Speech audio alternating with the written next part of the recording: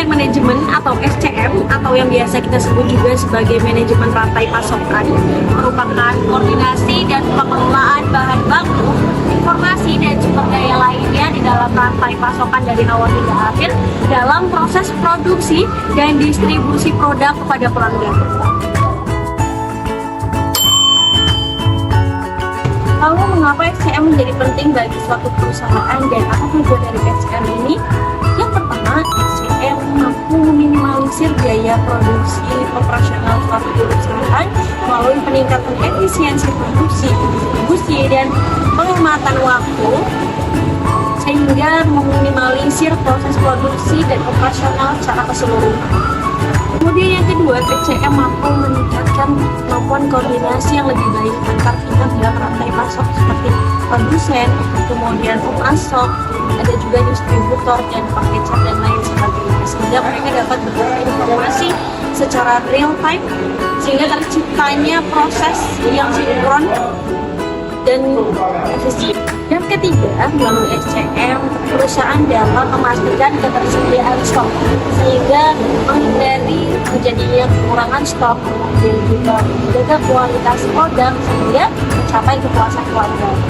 Yang keempat, memungkinkan respon cepat dalam perubahan kebutuhan pasar. Melalui SCM, perusahaan bisa menentukan atau memantau proses produksi, distribusi, dan juga perubahan permintaan pasar sehingga dapat menyikapinya secara real time. Yang kelima, mengelola risiko rantai pasokan untuk mencegah kendala-kendala yang mungkin terjadi agar operasional lebih berjalan lancar.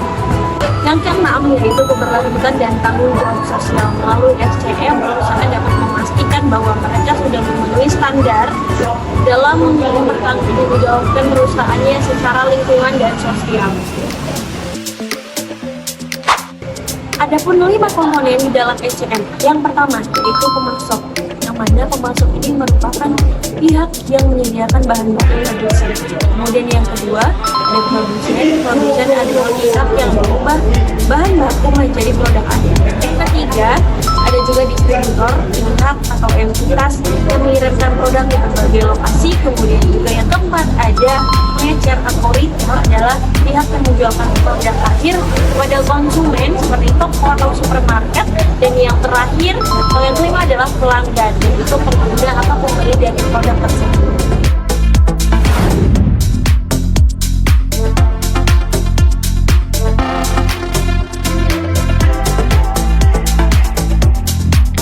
Alur sistem pada SCM.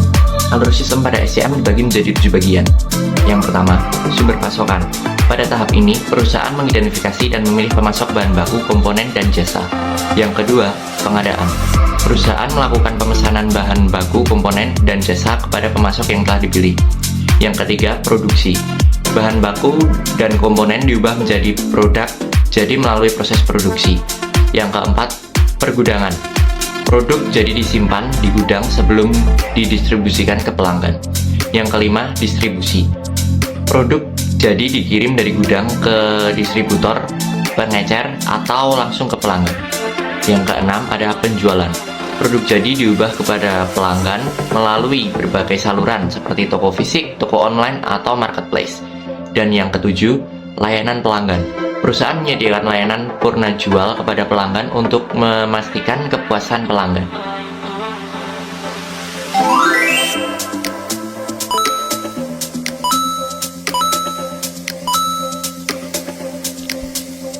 Tantangan-tantangan dalam SCM.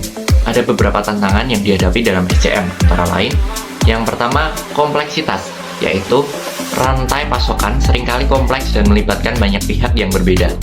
Yang kedua, ketidakpastian. Ketidakpastian ini adalah permintaan pelanggan, harga bahan baku, dan kondisi bisnis dapat berubah dengan cepat. Yang ketiga, visibilitas.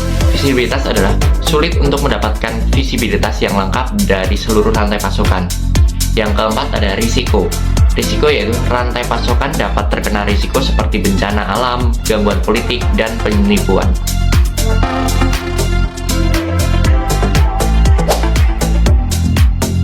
Ya, selanjutnya ada strategi SCM, yaitu untuk satu ada lean manufacturing atau manufakturingan, Ini berfokus pada pengurangan waktu siklus produksi, peningkatan kualitas, dan pengelolaan persediaan yang lebih tepatnya untuk meminimalisasikan pemborosan.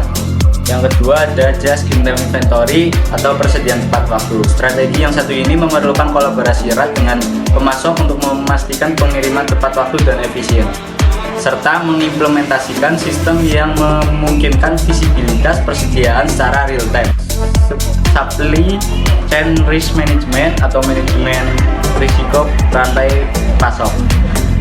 Strategi yang satu ini melibatkan diversifikasi pemasok, pengelolaan persediaan cadangan, implementasi strategi pengurangan resiko seperti analisis resiko berbasis data, serta penggunaan teknologi untuk memantau dan merespon perubahan dalam rantai pasok.